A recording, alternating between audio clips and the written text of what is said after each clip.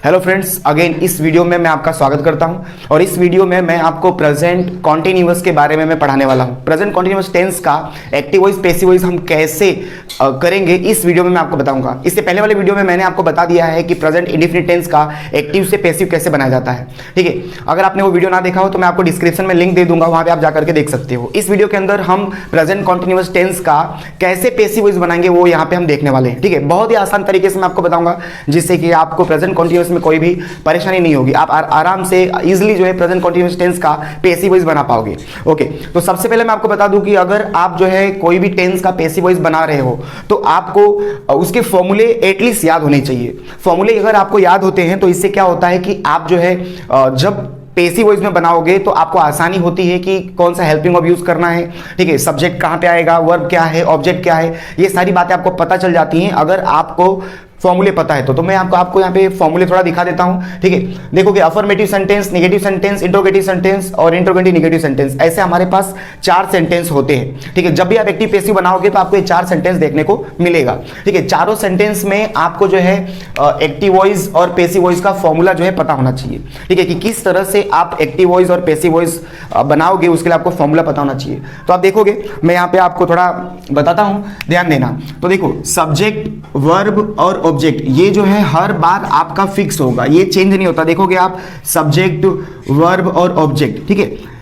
Subject, verb और object आप देख सकते हो सब में जो है हर एक्टिव वॉइस में आपको subject, verb, object, subject, verb, object, ठीक है, सब्जेक्ट, वर्ब और ऑब्जेक्ट, सब्जेक्ट, वर्ब और ऑब्जेक्ट ऐसे देखने को मिलेगा हर एक्टिव वॉइस में। ठीक है, अगर आप जो है अफर्मेटिव बना रहे हो तो सब्जेक्ट के बाद आपको हेल्पिंग वर्ब लिख देना है और जैसे ही हेल्पिंग वर्ब लिखोगे तो उसके जस्ट बाद आपको वर्ब लिखना है। ठीक है, तो यहां पे आपने वर्ब लिख दिया और कॉन्टिन्यूअस बना रहे हो, इसके लिए आपको आईएनजी वर्ब के अंदर जोड़ना पड़ता है। ठीक है, तो ये बन गया हमारा subject plus is am are plus V first plus ING plus object. इस तरह से इसका निगेटिव, तो निगेटिव में क्या करना पड़ता है, सब्जेक्ट के बाद देखो हेल्पिंग वर्ब लिखना ही पड़ता है और निगेटिव बना रहे हो तो हेल्पिंग वर्ब के बाद नोट आएगा, उसके बाद आपको वर्ब लिखना है। ठीक है, तो ये बात याद रखना। वर्ब आ गया तो वर्ब में आईएनजी जोड़ना पड़ेगा। क्यों जोड़ना पड़ेगा? क्योंकि हमें कॉन्टिन्यूअस बनाना है, तो यहाँ पे हमने आईएनजी जोड़ दिया, प्लस ऑब्जेक्ट लास्ट में तो रहता ही है। ओके, तो subject plus is am are plus not plus V first plus ING plus object, इस तरह से आपका ये फॉर्मूला बन गया। ठीक है, अब यहाँ पे आप देखोगे इंट्रोगेटिव बना रहे हो तो जब भी आप इंट्रोगेटिव बनाओ ना तो आपको एक बात याद रखना है कि आपका जो हेल्पिंग वर्ब है वो सब्जेक्ट के पहले होना चाहिए। इंट्रोगेटिव में ऐसा होता है, जो भी हेल्पिंग वर्ब है उसको आप सब्जेक्ट के पहले लिखोगे। तो इस टेंस में जो है मैं आपको बता दूं, इस टेंस में एक्टिव वॉइस में इजेमार हेल्पिंग वर्ब होता है और पैसिव वॉइस में इज एम आर ही होता है। मतलब जब भी आप पैसिव वॉइस बनाओगे तो helping verb is am are ही यूज करो। ठीक है, तो इस तरह से आपको बात पता होनी चाहिए, एक्टिव वॉइस में क्या हेल्पिंग वर्ब होता है, पैसिव वॉइस में क्या हेल्पिंग वर्ब होता है। अगर कौन से टेंस का क्या हेल्पिंग वर्ब है अगर आपको नहीं पता हो, ठीक है, तो इसके ऊपर भी मैंने वीडियो बना दिया है, आपको मैं डिस्क्रिप्शन में लिख दे दूंगा, वहां पे आप जाके चेक कर सकते हो। ठीक है, तो आप देखोगे यहाँ पे आपने देख लिया इंट्रोगेटिव में क्या होता है, हेल्पिंग वर्ब पहले लिखा जाता है। ठीक है, उसके बाद सब्जेक्ट फिर वर्ब, ठीक है, उसके बाद आईएनजी फिर ऑब्जेक्ट फिर क्वेश्चन मार्क, इस तरह से हमारा ये फॉर्मूला बन गया। खाली जस्ट अगर आप इसको उठा करके पहले लिख देते हो तो ये क्या हो जाता है, इंट्रोगेटिव हो जाता है, प्रश्नवाचक बन जाता है। अब देखो हमें यहाँ पे क्या बनाना है, इंट्रोगेटिव और निगेटिव ऐसे 2 सेंटेंस बनाने हैं। ठीक है, इंट्रोगेटिव भी होना चाहिए और क्या होना चाहिए, निगेटिव भी होना चाहिए। तो आप देख सकते हो कि मुझे अगर इंट्रोगेटिव बनाना है तो हेल्पिंग वर्ब मुझे सब्जेक्ट के पहले लिखना पड़ेगा, मैंने लिख दिया। ठीक है, फिर सब्जेक्ट के बाद क्या आ जाएगा, नोट आ जाएगा, फिर वर्ब का फर्स्ट फॉर्म, फिर आईएनजी, वर्ब के अंदर आईएनजी जोड़ना कंपलसरी है क्योंकि हम कॉन्टिन्यूअस बना रहे हैं। ठीक है, उसके बाद ऑब्जेक्ट, इस तरह से आपका ये फॉर्मूला बनेगा। ठीक है, is am are plus subject plus not plus V first plus ING plus फिर उसके बाद ऑब्जेक्ट, इस तरह से आपका ये फॉर्मूला बन गया। ठीक है, आई होप कि आपको ये फॉर्मूले कैसे बनाने हैं आपको पता चला होगा। ठीक है, ऐसे ही जो है पैसिव वॉइस का फॉर्मूला है। ठीक है, पैसिव वॉइस में क्या करना है, बस याद रखना है कि जो आपका सब्जेक्ट है उसके नीचे ऑब्जेक्ट और जो वर्ब है उसके नीचे वर्ब ही रहेगा। ठीक है, और ऑब्जेक्ट के नीचे आपको क्या कर देना है, सब्जेक्ट कर देना है। ठीक है, सब्जेक्ट के नीचे ऑब्जेक्ट, हेल्पिंग वर्ब के नीचे हेल्पिंग वर्ब, नॉट के नीचे नॉट। ठीक है, वर्ब के नीचे वर्ब ही रहेगा लेकिन जो आईएनजी यहां पे आया था वो पहले आ जाता है पैसिव वॉइस में। ठीक है, ठीक है, तो कोई बात नहीं, मैं आपको सवाल के अंदर मैं सिखाता हूं कि कैसे करना है। ठीक है, मैं कुछ सेंटेंस जो है मैंने यहाँ पे लिखे हुए उसका मैं पैसिव वॉइस आपको करके दिखाता हूं। ठीक है, हालांकि आपको इसे याद रखना है कि जब भी वर्ब आप पैसिव वॉइस में वर्ब लिखते हो तो उसके पहले आपको बिंग लिखना है, ये बात आपको याद रखनी है। तो चलो कुछ सेंटेंस करके देखते हैं। सेंटेंस में ध्यान से देखना। देखो, जब भी आप सेंटेंस को पैसिव वॉइस बनाने जाओगे ना तो आपको पहले टेंस पहचानना है। तो सेंटेंस से अगर आपको टेंस पहचानना है, याद रखना किसी भी टेंस को पहचानना है कि वो कौन सा टेंस है, तो दो तरीके हैं, एक तो हेल्पिंग वर्ब से पता कर सकते हो, एक वर्ब से पता कर सकते हो। टेंस पहचानना है तो हेल्पिंग वर्ब देखो और वर्ब देखो, ठीक है। तो यहाँ पे आप देख सकते हो कि एम आया हुआ है और यहाँ पे आईएनजी आया हुआ है। तो मैं आपको बता सकता हूँ कि आईएनजी केवल और केवल कॉन्टिन्यूअस में आता है। एक बात याद रखना, अगर किसी भी वर्ब में आईएनजी लगा है मतलब कॉन्टिन्यूअस में होगा। और यहाँ पे इज एम आर में से कोई एक लिखा है मतलब ये प्रेजेंट है, प्रेजेंट कॉन्टिन्यूअस, मतलब कौन सा टेंस हो गया, प्रेजेंट कॉन्टिन्यूअस हो गया। इस तरह से आसानी से आप टेंस पहचान सकते हो। टेंस आपने पहचान लिया, उसके बाद आपको तीन चीजें पहचाननी पड़ती हैं। वो तीन चीजें क्या है, तो देखो सबसे पहले आपको पहचानना है सब्जेक्ट, ठीक है।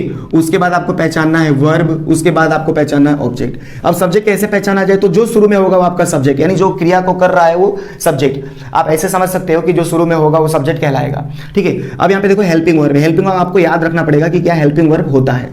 अब हेल्पिंग वर्ब के बाद क्या आ जाता है, वर्ब। तो यहाँ पे देखोगे वर्ब यहाँ पे आया है, हमेशा हेल्पिंग वर्ब के तुरंत बाद वर्ब होता है, मतलब होता ही है, ठीक है। कुछ ऐसे सिचुएशन होंगे, 95% तो आपको हेल्पिंग वर्ब के बाद वर्ब दिख ही जाएगा, ठीक है। तो ये हमारा क्या हो गया, वर्ब। और वर्ब के बाद जो है ना, जस्ट वर्ब के बाद क्या आ जाता है, ऑब्जेक्ट आ जाता है। तो इस तरह से आपने सब्जेक्ट, वर्ब और ऑब्जेक्ट को पहचान लिया, ठीक है। तीन चीजें आपने पहचान ली। अब आपको इसको क्या बनाना है, पेसिव में कन्वर्ट करना है। तो पेसिव में कन्वर्ट करने के लिए एक ही बात आपको याद रखना है कि सब्जेक्ट की जगह पे ऑब्जेक्ट लिखना और ऑब्जेक्ट की जगह पे सब्जेक्ट, बस ये दो चीजें ही आपको क्या कर देनी है, क्रॉस कर देनी है। सब्जेक्ट को ऑब्जेक्ट बना दो और ऑब्जेक्ट को सब्जेक्ट बना दो, ठीक है। बाकी सभी चीजें वहीं पे रहेंगी।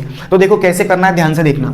अब देखोगे सब्जेक्ट ये हमारा आई है, आई के नीचे मैं क्या लिखूंगा, यानी सब्जेक्ट के नीचे मैं लिखूंगा ऑब्जेक्ट। तो ऑब्जेक्ट क्या है मेरा, अ लेटर, ठीक है, अ लेटर, यानी सब्जेक्ट के नीचे मेरा क्या आ गया, ऑब्जेक्ट।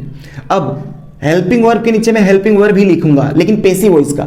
और पेसिव वॉइस में भी क्या है, इज एम आर है, और एक्टिव वॉइस में भी इज एम आर है, मतलब इज एम आर में से कोई एक लिखूंगा।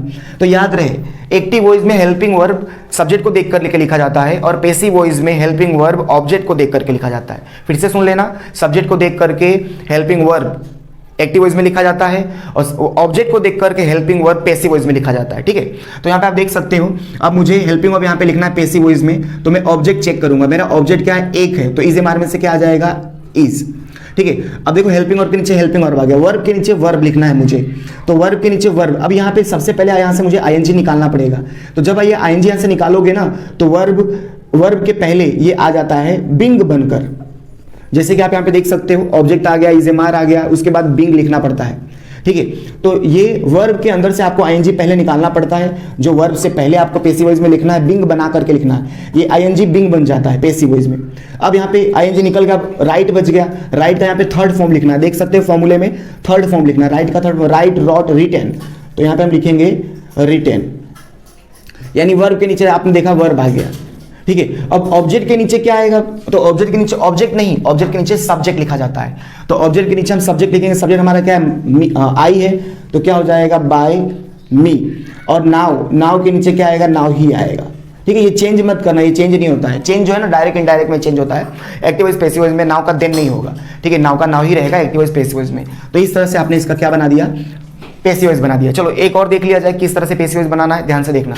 तो जैसे कि मैंने आपको बताया, तो सबसे पहले आपको क्या पहचानना पड़ेगा, टेंस पहचानना पड़ेगा, ठीक है। तो टेंस पहचानने के लिए आपको क्या करना है, यहाँ पर आप देख सकते हो इज एम आर में से कोई एक लिखा हुआ है, यानी प्रेजेंट हो गया, आईएनजी लगा है मतलब कॉन्टिन्यूअस, यानी प्रेजेंट कॉन्टिन्यूअस हो गया। इस तरह से आपने पहचान लिया कि प्रेजेंट कॉन्टिन्यूअस का क्या है, सेंटेंस है।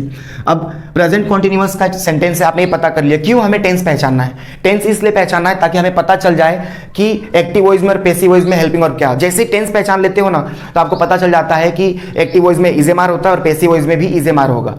तो इस तरह से हेल्पिंग और हमें आइडिया लग जाता है, ठीक है, टेंस पहचानने से। तो टेंस पहचानना पहले जरूरी है, ठीक है। तो ये टेंस हमने पहचान लिया कि प्रेजेंट कॉन्टिन्यूअस है। अब टेंस पहचानने के बाद अब पहचानो कि सब्जेक्ट क्या है, जो शुरू में वो सब्जेक्ट है, ये तो हेल्पिंग वर्ब है, ये नॉट है, ये हमारा वर्ब है, ठीक है। उसके बाद हर हमारा क्या हो गया, ऑब्जेक्ट हो गया, ठीक है। इस तरह से आपने ये तीनों पहचान लिया। अब उसके बाद सब्जेक्ट के नीचे क्या लिखते हैं, ऑब्जेक्ट। ऑब्जेक्ट क्या हमारा, हर, ठीक है, हर हो गया। फिर उसके बाद क्या होगा, हर लिखने के बाद आप देखोगे अब आपको हेल्पिंग वर्ब के नीचे क्या होगा, हर का हेल्पिंग वर्ब हमारा क्या है, हर, ठीक है। तो हेल्पिंग वर्ब हमारा हर है। अब उस सब्जेक्ट के नीचे हम क्या लिखेंगे, सब्जेक्ट के नीचे हम लिखेंगे ऑब्जेक्ट। ऑब्जेक्ट का है हमारा हर, हर का क्या हो जाएगा, सी, ठीक है। अब हेल्पिंग वर्ब के नीचे हेल्पिंग वर्ब कौन सा है हमारा, पेसिव वॉइस में helping verb is am are है, इज एम आर में से कोई एक लिखा जाएगा, चलो उसमें से कोई एक आएगा, ठीक है। क्या देख करके, हमारा ऑब्जेक्ट देख करके। तो ये एक वचन में है, तो एक वचन में तो क्या लिखा जाएगा, इज, ठीक है। और नॉट के नीचे नॉट, चलो वर्ब के नीचे वर्ब आएगा, लेकिन इसमें आईएनजी लगा है तो इसका आईएनजी निकालना पड़ता है, तो आईएनजी निकालोगे तो क्या बन जाएगा, बिंग बन जाएगा। अब यहां से आईएनजी निकल गया, मतलब गिव बचा, गिव का थर्ड फॉर्म क्या होगा, गिव, गेव, गिवन, ठीक है, तो यहां पे आपने गिवन लिख दिया, ठीक है। उसके बाद देखोगे आप ऑब्जेक्ट, ऑब्जेक्ट के नीचे क्या आ जाएगा, सब्जेक्ट, बाय अस ना, एनीथिंग, नाउ का क्या हो जाएगा, नाउ, ठीक है। काफी लोग इसको इस तरह से भी लिखते हैं, she is not being given anything, ठीक है, एनीथिंग बाय अस नाउ, ठीक है। मतलब क्या, ये एनीथिंग को आप यहाँ पे बीच में भी लिख सकते हो, ये दोनों आप लिख सकते हो, कोई यहाँ पे गलती नहीं है। तो आप देख सकते हो फॉर्मूले के हिसाब से यहाँ पे आप देखोगे, तो जब भी पैसिव वॉइस बनाओगे तो यहाँ पे ऑब्जेक्ट के नीचे ऑब्जेक्ट आ गया, इज एम आर में से कोई एक आ गया है, नोट के बाद नोट आ गया, देखो यहाँ पे बिंग यहाँ पे यूज हो गया, वी थर्ड यहाँ पे यूज हो गया, बाय सब्जेक्ट यूज हो गया, ठीक है। जो बच गया वो ईटीसी हो गया। इस तरह से आप यहाँ पे चेंज करते हो, ठीक है। और एक और सेंटेंस देखते हैं, तो यहाँ पे आप देखना हमारे पास लिखा है, is he eating breakfast now, क्या वो अभी ब्रेकफास्ट यानी सुबह का नाश्ता कर रहा है, ठीक है। तो इस तरह से आप देखोगे एक हमारे पास सेंटेंस है जो कि इंट्रोगेटिव है, ठीक है। तो इंट्रोगेटिव है तो आपको टेंस पहचानना है, तो इज एम आर में से देखो एक आया हुआ है यानी प्रेजेंट हो गया, आईएनजी लगा है मतलब क्या हो गया, ये कॉन्टिन्यूअस हो गया। तो इज एम आर में से कोई एक आया मतलब प्रेजेंट, और आईएनजी लगा मतलब कॉन्टिन्यूअस, ये प्रेजेंट कॉन्टिन्यूअस, ये टेंस हमने पहचान लिया। तो प्रेजेंट कॉन्टिन्यूअस एक्टिव वॉइस में भी इज एम आर होता है, पैसिव वॉइस में भी इज एम आर होता है। इस तरह से एक बार माइंड में ले लेने का, ठीक है। उसके बाद अब आप क्या पहचानोगे, अब आपको पहचानना है कि इसमें सब्जेक्ट क्या है, तो जो आपका ही है, जो क्रिया करने वाला है वो आपका सब्जेक्ट है, ये आपका वर्ब है, ब्रेकफास्ट आपका ऑब्जेक्ट है, ठीक है। अब आपको क्या करना है, तो अब आपको सब्जेक्ट के नीचे ऑब्जेक्ट और ऑब्जेक्ट के नीचे बाय सब्जेक्ट, बाकी सभी चीजें वहीं पे लिखी जाएंगी। देखो हेल्पिंग वर्ब के नीचे हेल्पिंग वर्ब ही आएगा, लेकिन पैसिव वॉइस में हेल्पिंग वर्ब हम क्या देख करके लिखते हैं, ऑब्जेक्ट को। ऑब्जेक्ट हमारा ब्रेकफास्ट यानी एक है, तो यहाँ पे क्या आ जाएगा, इज। अब सब्जेक्ट के नीचे क्या आएगा, ऑब्जेक्ट, ऑब्जेक्ट क्या है हमारा, ब्रेकफास्ट, ठीक है। तो ब्रेकफास्ट। अब देखोगे वर्ब के नीचे वर्ब आएगा, लेकिन इसमें आईएनजी लगा है, तो इसका आईएनजी जो है हमें बिंग में बदलना पड़ेगा। तो ये आईएनजी जो है ये बिंग में बदल गया, ठीक है, ये आईएनजी पहले आ जाता है, ठीक है, पैसिव वॉइस में। अब यहाँ पे ईट बच गया, ईट का कौन सा फॉर्म हो जाएगा, थर्ड फॉर्म, ईट एट ईटेन, तो यहाँ पे हो गया थर्ड फॉर्म ईटेन। देखो वर्ब के नीचे वर्ब ही लिखा है हमने, ठीक है। उसके बाद ऑब्जेक्ट के नीचे क्या आएगा, बाय सब्जेक्ट, बाय हमारा सब्जेक्ट क्या है, बाय, ही का क्या हो जाएगा, हिम, और नाव का क्या रहेगा, नाव ही रहेगा, क्वेश्चन मार्क का क्वेश्चन मार्क। आप देखोगे मैंने हेल्पिंग वर्ब नीचे हेल्पिंग वर्ब, सब्जेक्ट के नीचे मैंने यहाँ पे क्या रख दिया, ऑब्जेक्ट, वर्ब के नीचे वर्ब, लेकिन उसके पहले बिंग, फिर ऑब्जेक्ट के नीचे क्या आ जाएगा, बाय सब्जेक्ट, ठीक है। इस तरह से यहाँ पे हमने इसे कन्वर्ट कर दिया, ठीक है। आई होप कि आपको ये पता चल रहा हो, ठीक है। अगर आपको पता चल रहा हो तो एक लाइक जरूर करना, ठीक है, शेयर करना वीडियो अगर ये आपको समझ में आ रहा हो तो, ठीक है। नेक्स्ट एक और देखते हैं, देखा जाए, are you not speaking Tamil this time, इसका मतलब क्या कि क्या आप इस समय, दिस टाइम, क्या आप इस समय तमिल नहीं बोल रहे हो। तो आप देखोगे आपको इसका पैसिव वॉइस बनाना है, तो पहले पता करना पड़ेगा कि कौन सा टेंस है, ठीक है। टेंस पहचान लोगे तो आप आसानी से उसको कर पाओगे। तो टेंस पहचाना जाए तो देखोगे यहाँ पे इज एम आर में से कोई एक आया है मतलब है प्रेजेंट कहलाएगा, और आईएनजी लगा है मतलब कॉन्टिन्यूअस, यानी प्रेजेंट कॉन्टिन्यूअस का ये सेंटेंस है, ये प्रेजेंट और ये कॉन्टिन्यूअस, प्रेजेंट कॉन्टिन्यूअस का ये सेंटेंस है, ठीक है। ऐसे पता चल गया। तो प्रेजेंट कॉन्टिन्यूअस का सेंटेंस है, तो एक्टिव वॉइस में is am are, passive voice में भी इज एम आर आता है, ये हम माइंड में ले लेंगे, ठीक है। तो इस तरह से आपने यहाँ पे टेंस पहचान लिया। अब आपको क्या करना है, इसका पैसिव वॉइस बनाना है। तो पैसिव वॉइस बनाना है तो आपको तीन चीजें पता होनी चाहिए सेंटेंस के अंदर। तो सबसे पहले आपको सब्जेक्ट पता करो, सब्जेक्ट आपका जो क्रिया को कर रहा है, यू जो है बोलने वाला, यानी यू क्रिया को कर रहा है, तो ये सब्जेक्ट हो गया। ये तो नॉट हमें नहीं चाहिए, ये हमारा वर्ब है, और तमिल हमारा क्या हो गया, ऑब्जेक्ट। अब क्या करना है, तो देखोगे बस सब्जेक्ट के नीचे ऑब्जेक्ट और ऑब्जेक्ट के नीचे सब्जेक्ट आएगा, बाकी सभी चीजें वहीं पे रहेंगी, ठीक है। चलो हेल्पिंग वर्ब के नीचे हम हेल्पिंग वर्ब भी लिखेंगे, लेकिन पैसिव वॉइस में हेल्पिंग वर्ब जो है वो ऑब्जेक्ट को देख करके ही लिखना पड़ता है।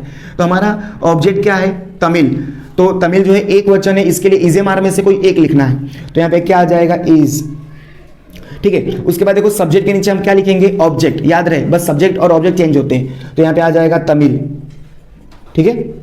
उसके बाद देखो वर्ब के नीचे वर्ब आएगा, लेकिन उसके पहले आपको क्या करना पड़ेगा, ये जो आईएनजी है वो यहाँ पे पहले लिखना पड़ेगा, पैसिव वॉइस में पहले लिखना पड़ता है, बिंग बन जाता है हमारा आईएनजी। उसके बाद जैसे ही आईएनजी निकाल दोगे तो क्या बच गया, स्पीक बच गया, स्पीक का थर्ड फॉर्म स्पीक, स्पोकन, ठीक है, तो स्पोकन आ जाएगा यहाँ पे। उसके बाद देखो अब आपको देखोगे यहाँ पे ऑब्जेक्ट, ऑब्जेक्ट के नीचे क्या आ जाएगा, सब्जेक्ट, बाय सब्जेक्ट बन के आ जाता है, बाय सब्जेक्ट, बाय यू। उसके बाद दिस टाइम का क्या हो जाएगा, दिस टाइम ही रहेगा, ठीक है, दैट टाइम मत कर देना, प्रश्नवाचक क्वेश्चन मार्क का क्वेश्चन मार्क। आप देख सकते हो यहाँ पे, ठीक है, कि मैंने सब्जेक्ट हेल्पिंग वर्ब के नीचे हेल्पिंग वर्ब रखा, सब्जेक्ट के नीचे ऑब्जेक्ट कर दिया, वर्ब के नीचे वर्ब ही रहेगा, बस आईएनजी निकल जाएगा, पहले आ जाता है पैसिव वॉइस के अंदर, ठीक है, और ऑब्जेक्ट के नीचे क्या आएगा, बाय सब्जेक्ट। तो इस तरह से आपको इसे चेंज करना था। आई होप कि आपको ये पता चला हो कि किस तरह से इसे आपको चेंज करना है। 2-4 सेंटेंस में आपको और कराता हूँ, ठीक है, WH वाले में सेंटेंस आपको मैं करवा देता हूँ, ठीक है। Let's see.